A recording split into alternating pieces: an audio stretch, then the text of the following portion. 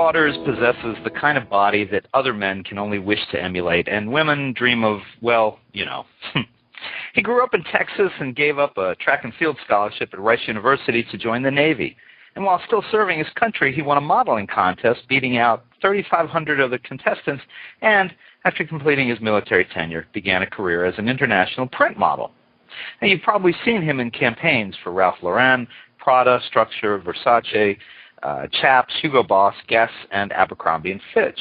He's also appeared on magazine covers and ads in GQ, Vogue, Esquire, Men's Fitness, and Men's Journal. Legendary fashion photographer Bruce Weber thought Waters had something more than good luck,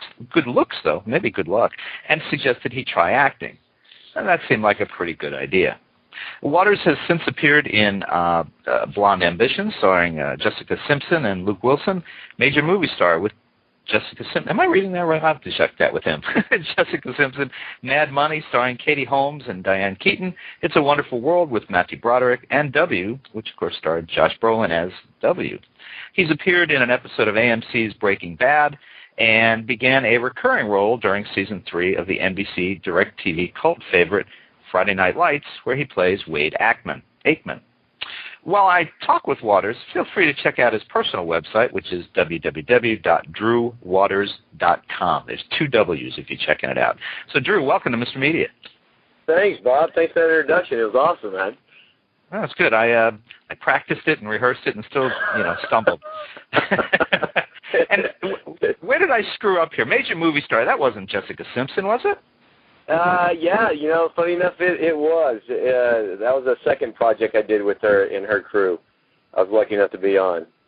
Oh, I thought I was just seeing double there. Cool. No, you're right on spot. That was great. In fact, I need more introductions like that. Just take a little recording of me wherever you go. I know your publicist would be delighted. Oh, Charles, I'm sure he's listening right now. Hi, Charles. So, how much of your career has been planned, and how much have you, kind of fallen into, do you think? Man, I got to tell you, I don't think any of my career has been planned. I joined the military out of high school to go see the world, and so I joined the Navy, thought I was going to get on a ship, go travel and see all these different places. Funny thing about it, I never saw a ship. We flew 5 different places, and that was it. And a friend of mine introduced me into a modeling contest, and I went as a fluke, didn't know anything about it, and I ended up winning it and traveled the world 3 times over doing something I never thought I'd ever do. And still laugh every time somebody calls me when we do print work. But it's just, it wasn't in my kind of mindset growing up in a small town, Orange, Texas, and running around with cut-off shorts and shirtless and with a hatchet cutting down trees. Now, I got to ask, was this a male friend or a female friend that encouraged you to try? It's a male buddy, and I'll tell you what, he actually got a part-time job as a scout, and he needed the money. So he was bringing me in as a fluke. He wasn't thinking that he was going to go anywhere. He was, got it. Somebody. But yeah, I got out of the military, married my high school sweetheart, and we got 2 beautiful children now. And about 5 years ago, I woke up one morning and ended up opening up a bunch of businesses and owning a construction company, and I was still doing modeling in the States, and I looked at her and said, I don't want to live the rest of my life stressed out of my mind like this. I want to start doing something else. And I was lucky enough when I was in Tokyo, Japan, to be on a commercial set for Dell Computers, first set I was ever on, and I just got the bug. I love the inner workings of everything and the interaction of everybody, and came back from there, snuck on the set of Oliver Stone's movie Any Given Sunday with Jamie Foxx. Watched Jamie Foxx on set, and every time Oliver said cut, Jamie continued to entertain everybody, and that, to me, I thought was acting. I thought it was just enjoying what you love to do so much that you stay there to enjoy the people around you. And I got the bug. 5 years later, I jumped on. Now, I wanted to ask you, I want to go back a minute and ask you about this friend who, was looking to get his 10% out of you or whatever. But I mean, there are guys who, would never think to say, hey, you look good in that shirt. And so, and there are guys who would never say, you should model, or you should just come along. So, you got to be very comfortable in your, in your maleness, I guess, to say that to a guy or to have it said to you. Obviously, it worked out. I hope it worked out for your friend. Is he still involved getting a piece of the action, or what's the deal there? No, he actually, it's funny thing about it is he kind of weeded out of the modeling circuit and modeling world of it. Had a short little run on it, and he's doing very well. He's very successful. We actually opened up a business together after we got out of the military and after I quit traveling back in Dallas, Texas. And I ended up, when I took on acting, sold it to him, sold my portion of it, and he's running with it. He's doing very well with it. But yeah, we're old country boys. He was from Oklahoma, and I was from Orange, Texas, so we didn't think any of it. Again, it was something that we never thought about doing, and he just got caught up in it first, and he said, "Hey, you want to try this?" I'm like, "No, not really." Come on, man. I could use the money. Just come in and do it. I'm like, "Well, what am I going to?" He goes, "All right, listen, I'll split it with you, and we go out and have some beers, because in the military we get paid that much anyways, and that's all we really cared about." So yeah. I showed up, and I was thinking it was going to be a fluke, and the agent, Pat Wright Modeling Agency, was the very first thing out of Norfolk, Virginia. She saw something in me that I didn't see in me, and she sent me down to this big convention, about 3,600 people at this thing, and we had to do interviews, interaction, we did readings, and then we had little runway stuff, and I'm sitting down there again going, I cannot believe this is not for me. This is not my thing. And at the end of the whole thing, I ended up winning it, and I looked at everybody, and they looked at me, and I was in shock as much as everybody else was, and came back, finished off my tour, and took over to Italy. I was over in Italy. My first thing I ever did was in Milan, Italy, for 2.5 months. And it was a shock. Do you find in retrospect that the military training, which forces you to probably sit through a lot of stuff that you might not otherwise find tolerable, was it good training for modeling and now for acting? Are you able to sit there and kind of grit your teeth through some things that maybe other people wouldn't, or do you have a short fuse on the other end of it? No, the funny thing about it, I used to growing up, and I used to just. I didn't have patience for everything, and the military, what it taught me to do is grow up and actually take responsibility for everything I do in my action. And yeah, the modeling world is what it is. It has its glamorous moments, and then there's a lot of negativity to it. You get a lot. You get told no a lot more. You get told yes, but right. You know what? If it wasn't for the military, I think I wouldn't have had such an incredible career. And honestly, I wouldn't have the career I have right now that I'm working on in the acting industry. It's a lot of discipline. I dedicate a lot of my time to the business aspect of it and to help me grow. And throughout my career, that's the way I've done it. And I can thank the military for that.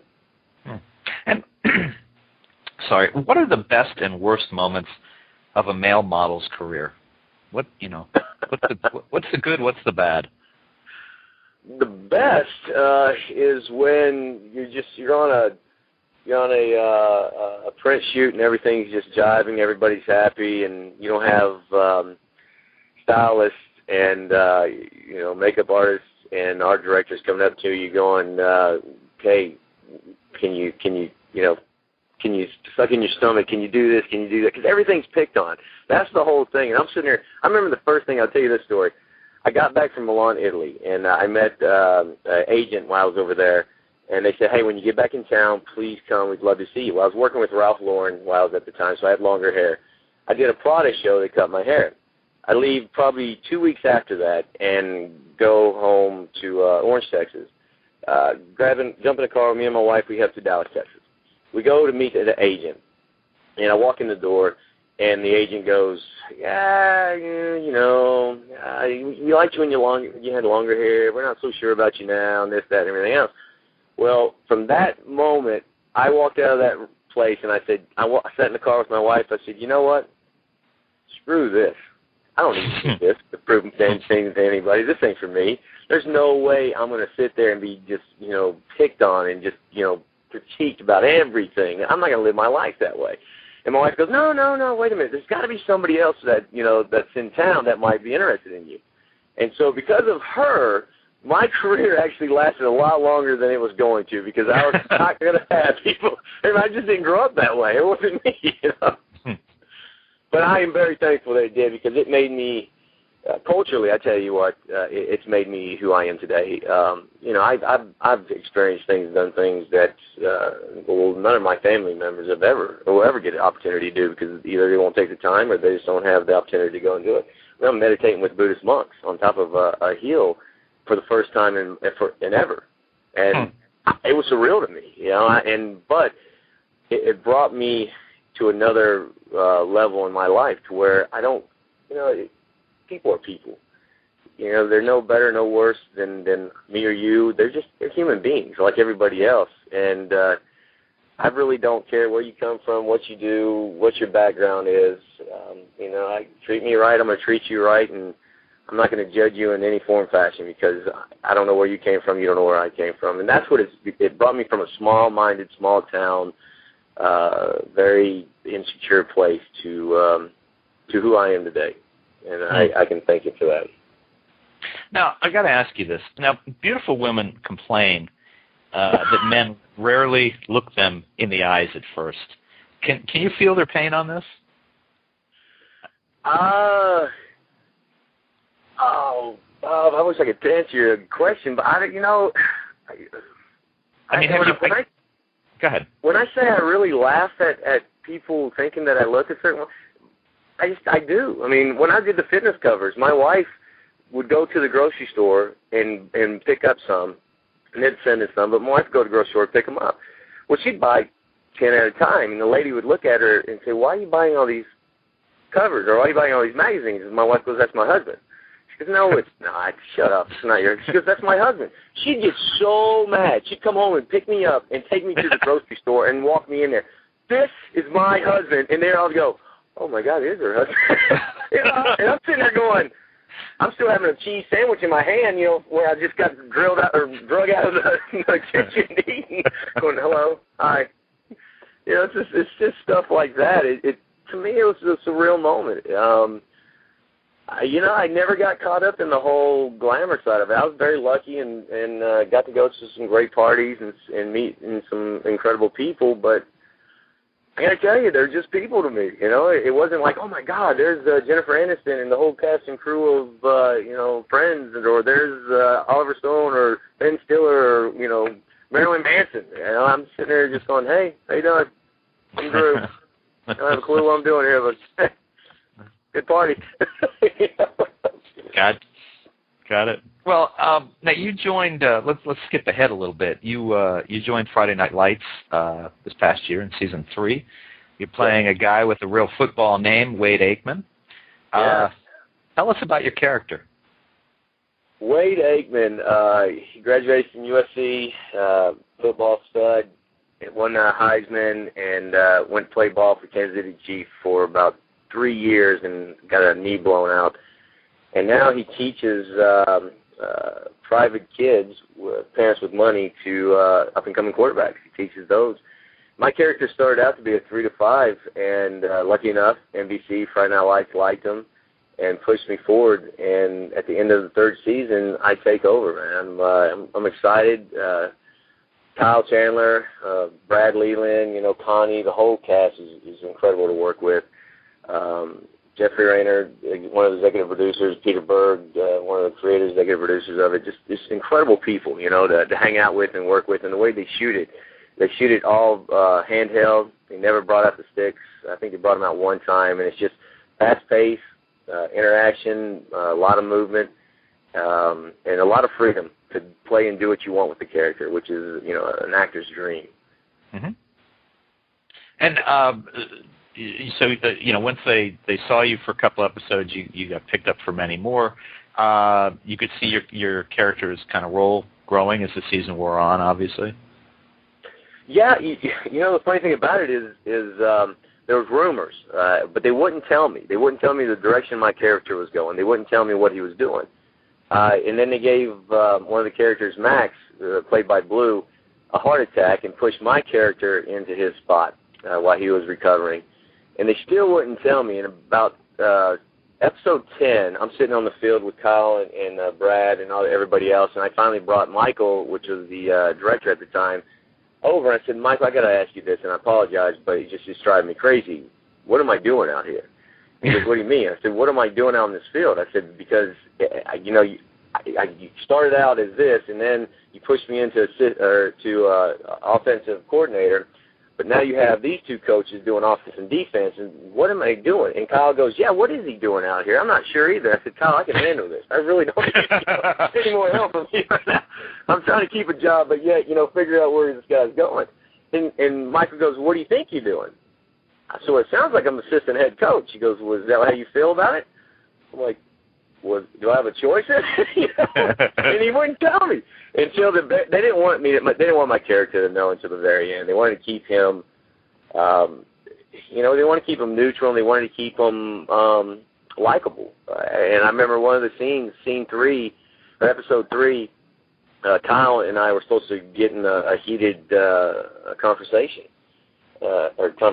and me and Kyle sitting there, we're running it, and we're kind of just blocking everything out, seeing it, and Kyle goes, I don't like being mean to you. I said, well, I just don't think it fits either. He goes, yeah, you know more about quarterback position than I do. I'm just the head coach. I said, well, and it's your field. I respect you. And he goes, you know what? Let's just switch it up. Let's just make, somebody else the bad guy here, and we'll just switch it up. And I said, that sounds good to me.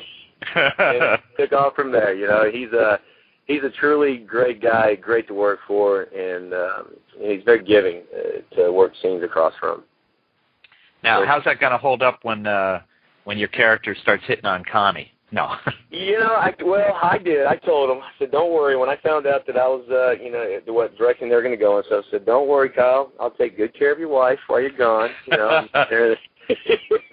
We poked fun a little bit at each other, but it's. I'm anxious to see. We got, I think, 3 new writers on the show this season, and we're anxious to see where it's going to go exactly.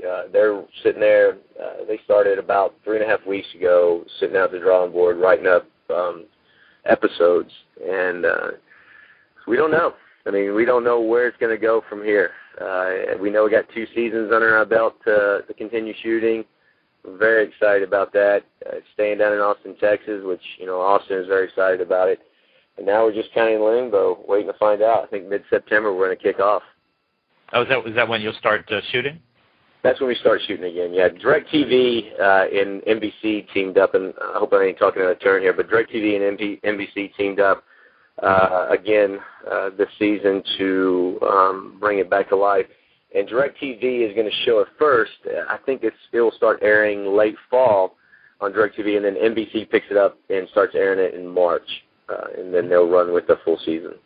I think that's what I understood. So do you think you'll shoot the 2 seasons back to back? The way they're talking, that's where we're going to go, which is fine with me. I mean, Austin is a great place to hang out. I have no problem to be down there. I've had some folks on the last couple of weeks who are doing ABC Family series where they air like a season for them is like 10 to maybe 13, 14 episodes. And they've been picked up for 2 seasons, so they're shooting them all back-to-back, even though it'll air over 2 seasons. So it sounds like it's kind of a similar arrangement, I guess.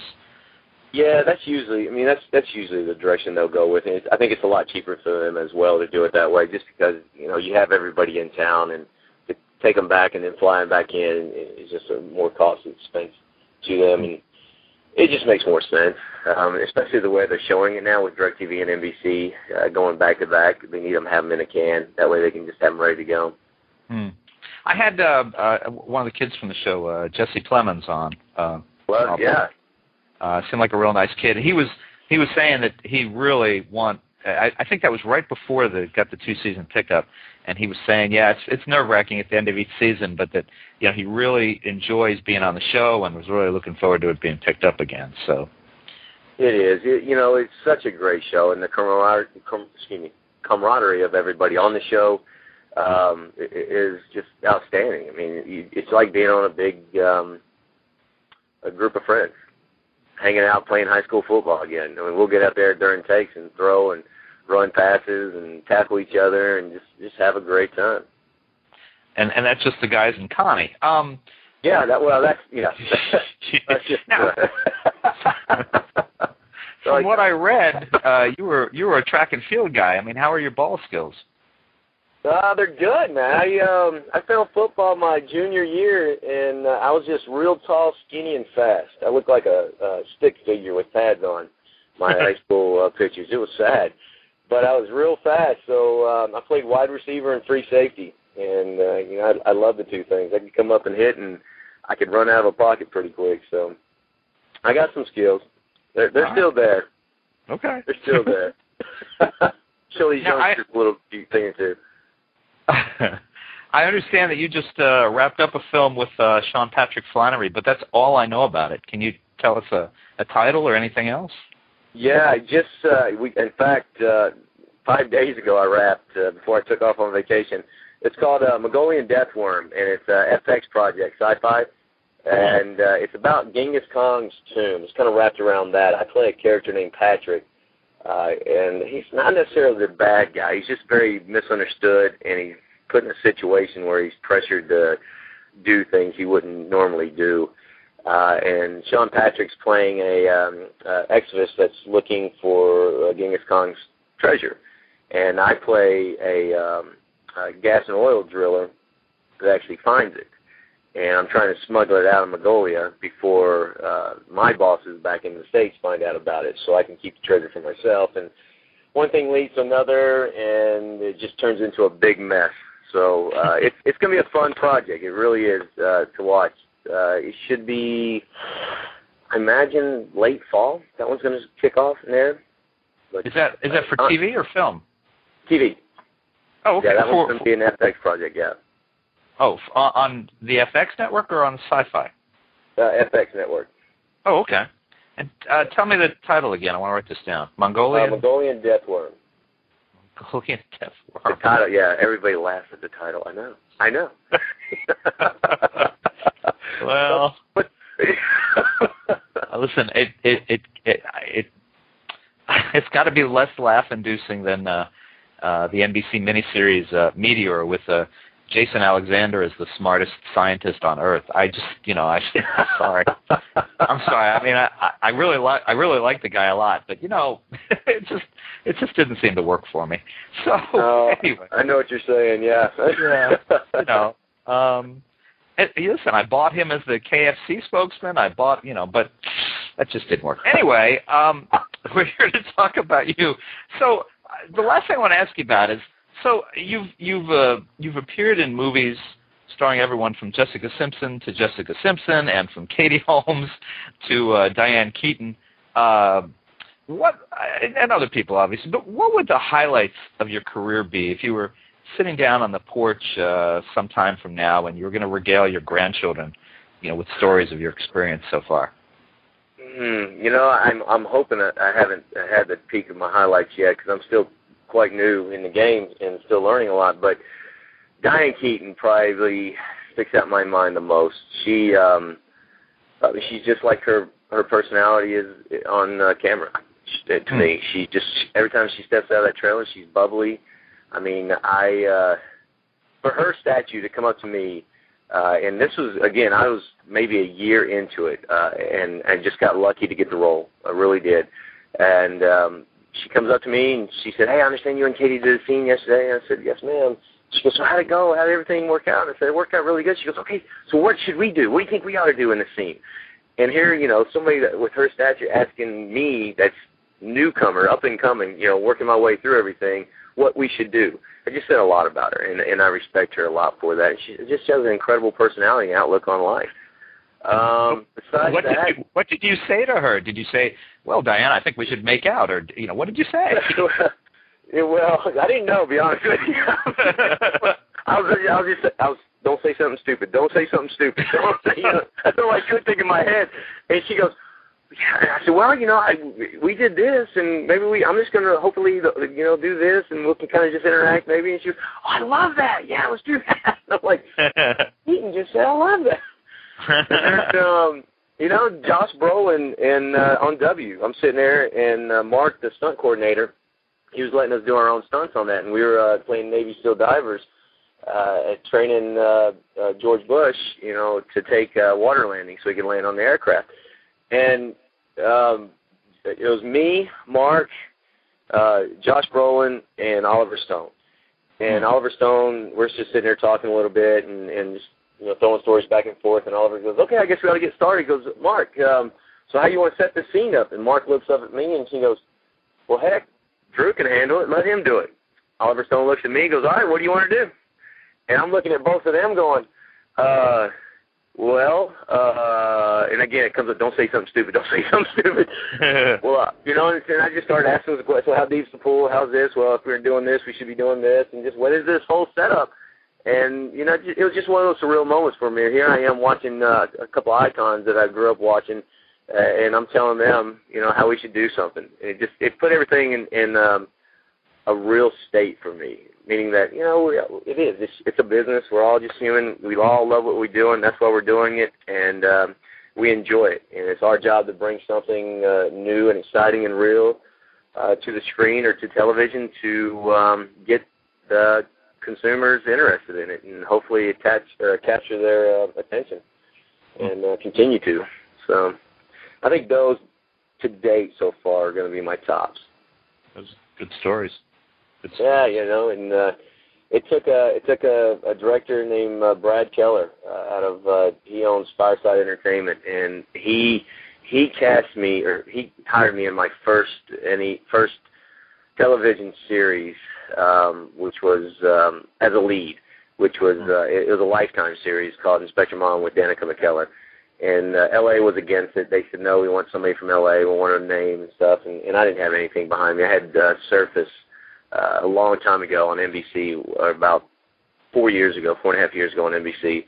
And I had just a very small part on that thing. And he said, no, we're not going to fly anybody else in. He can do it, and we'll send you dailies. If you don't like the dailies, we'll talk then, but he's going to do it.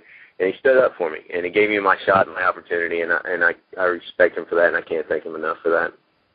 Were you able to talk math with Danica? No, I can't keep up with her. Are you kidding me? she has 2 books out now, and I'm like, I know. Wow. I know.